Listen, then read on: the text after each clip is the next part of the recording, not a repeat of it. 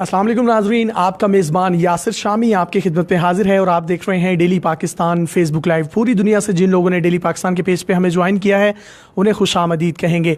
इस वक्त मौजूद हूँ मैं तहरीक लब्बाइक या रसूलुल्लाह की सियासी विंग तहरीक लब्बाइक पाकिस्तान के सरबरा और तहरीक लब्बाइक या रसूलुल्लाह के भी सरबरा अल्लामा खादिम हुसैन रिजवी साहब के साथ, जो कि कल लाहौर से इस्लामाबाद तक लॉन्ग मार्च करने जा रहे हैं और इनके क्या मुतालिबात होंगे, क्या हिकमत अमली होगी, वो इन्हीं से बराह रास्त हम पूछेंगे।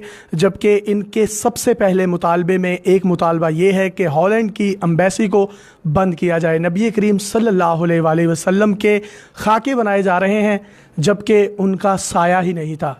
जिसका साया नहीं उसका खाका कैसे बन सकता है, और उम्मत मुसलमान का, मीडिया का इसमें ख़ुसूसी तौर पर क्या किरदार होना चाहिए था, क्या किरदार है, ये तमाम तल्ख सवालात हम इनसे पूछेंगे और इनसे ये भी आज जानने की कोशिश करेंगे कि ये इनका लॉन्ग मार्च धरने में कन्वर्ट होता हुआ दिखाई देगा या हुकूमत अगर इनको रोकती है, मुज़ाहमत करती है, इनको इस्लामाबाद तक नहीं पहुंचने देती तो फिर भी इनका एहतजाज या लॉन्ग मार्च जो होगा ये पुरअमन होगा या नहीं। अल्लामा साहब बहुत शुक्रिया। सबसे पहले जो आपसे सवाल है वो ये है कि जो खाके बनाए जा रहे हैं ये आपका मसला नहीं, ये पूरी उम्मत मुसलमान का मसला है, हमारा भी मसला है।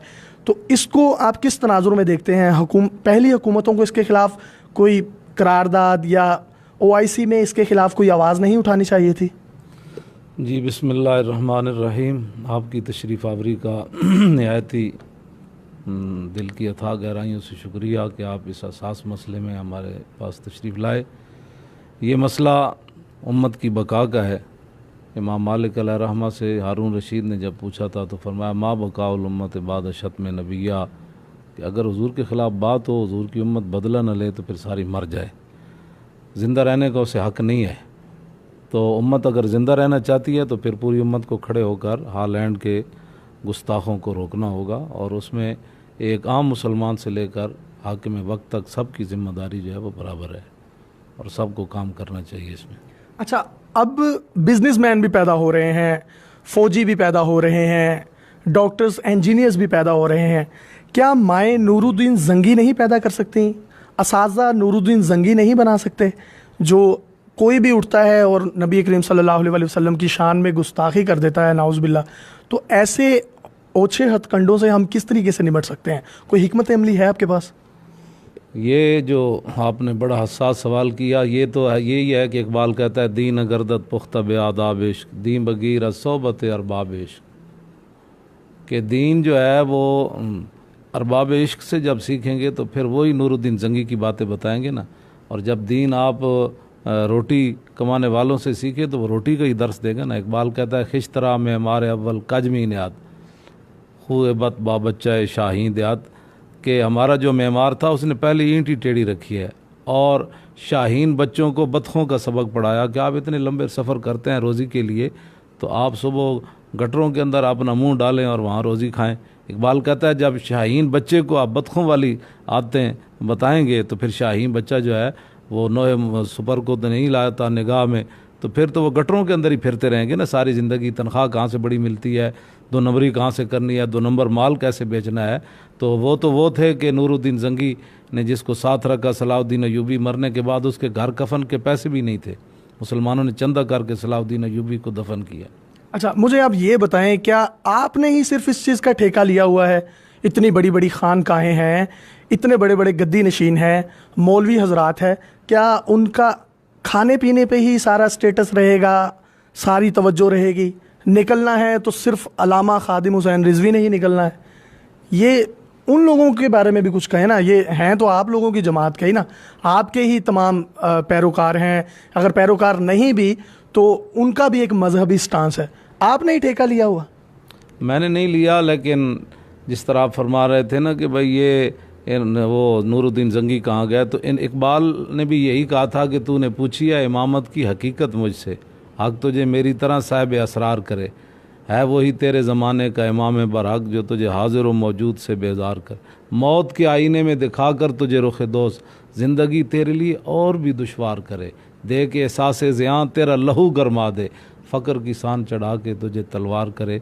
जो आपने सवाल किया उसका जवाब ये है कि फितना मिल्लत बैदा है इमामत उसकी, जो मुसलमान को सलातीन का बरिस्तार करे। अच्छा, मुझे लामा साहब बताइएगा, सुबह कितने बजे आप लाहौर से इस्लामाबाद के लिए निकलेंगे और हिकमत अमली क्या है, और पहला पड़ाव कहाँ होगा और आखिरी पड़ाव जब इस्लामाबाद में जाएगा, तो आप उम्मीद ज़ाहिर करते हैं कि आपके इस्लामाबाद पहुँचने से पहले पहले हुकूमत कोई एक्शन लेगी और एम्बेसी को बंद कर देगी?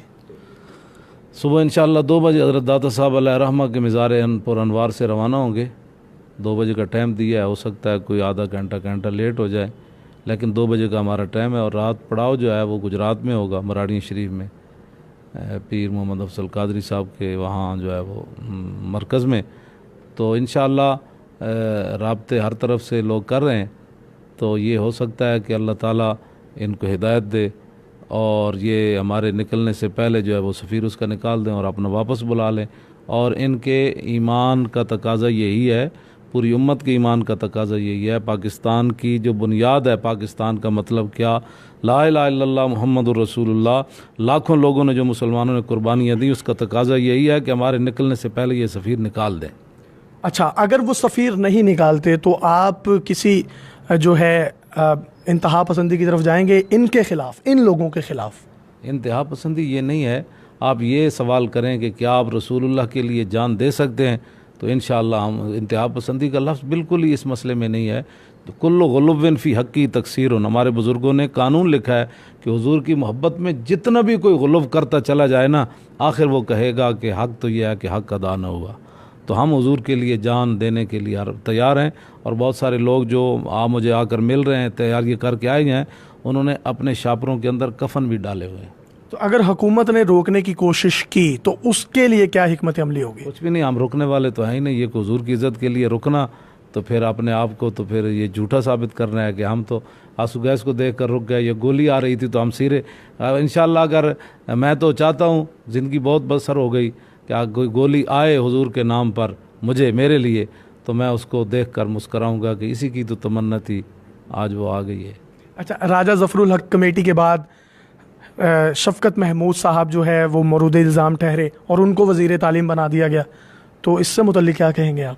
ये तो इमरान साहब जो कहते हैं मैं बड़ा आशिक़ रसूल हूँ और उनकी सारी जमात कह रही है, तो उनसे ये सवाल होना चाहिए कि जब एक बंदे के बारे में ये बात आ गई है तो आपने इसको किस हैसियत से।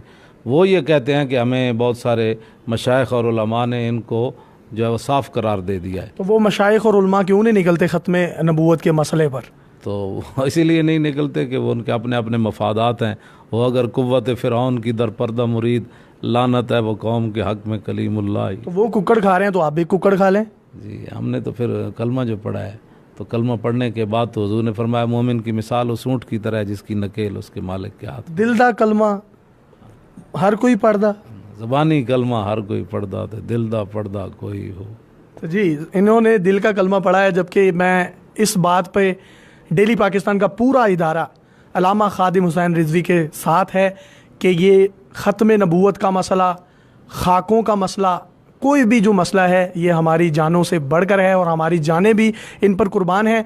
बाकी सियासी पार्टियां कोई सदारती इंतखाबात में मसरूफ़ हैं, कोई ओपोजिशन की पॉलिटिक्स में मसरूफ़ है, कोई गवर्नर बनने की पॉलिटिक्स में मसरूफ़ है, लेकिन ये वो वाहिद शख्स जो चल भी नहीं सकता, मेरा कैमरा आपको दिखा सकता है, एक व्हील चेयर यूज़र है और अल्लाह के नबी ने जिससे काम लेना हो वो ले लेता है। और मुझे खुशी है कि ये शख्स जो चल नहीं सकता, इसने बड़े बड़ों की दौड़ें भी लगवा दी हैं और ये उस मसले पर दौड़ें लगवाई हैं जो हम सब के दीन का और ईमान का हिस्सा है। अल्लामा साहब, अल्लाह ताला आपको हिम्मत दे। हमारे प्लेटफॉर्म से अपने कारकुनों को या पूरे पाकिस्तान के सियासतदानों समेत आवाम को कोई पैगाम देना चाहते हैं तो आप दे सकते हैं। जी, यही पैगाम है, अल्लाह आपकी जवानियाँ सलामत रखे, आप इदारे को भी सलामत रखे। यही पैगाम है कि इस मसले में मुदाहनत जो है ये हरगिज़ अल्लाह रसूल को बर्दाश्त नहीं है। मैदान ओहद में हज़रत साद बिन रबी को 70 ज़ख़म लगे थे और आखिरी जो है वो सांस ले रहे थे, तो कहा साहबा को मेरा पैगाम दे देना सलाम के बाद कि ला उज़्र लकुम इंदल्लाह युख़लस इला रसूलिल्लाह व मिनकुम ऐनुन ततरिफ़ु, कि अल्लाह के यहाँ एक बंदा भी उज़्र नहीं कर सकेगा कि या अल्लाह मैं एक था तो मैं तेरे नबी की इज़्ज़त पर कैसे पहरा देता। तो फरमाया उस बंदे का अल्लाह एक का भी उज़्र कबूल नहीं करेगा कि भाई तू एक था तो तुझे कुर्बान हो जाना चाहिए, तो तू क्यों नहीं मरा हुज़ूर की इज़्ज़त। बहुत शुक्रिया। अल्लामा खादिम हुसैन रिजवी साहब हमारे दरमियान मौजूद थे और इंशाल्लाह खाक हो जाएंगे खाके बनाने वाले अपने मेज़बान यासिर शामी को इजाज़त दीजिए और देखते रहिए डेली पाकिस्तान फेसबुक लाइव। अल्लाह हाफिज़।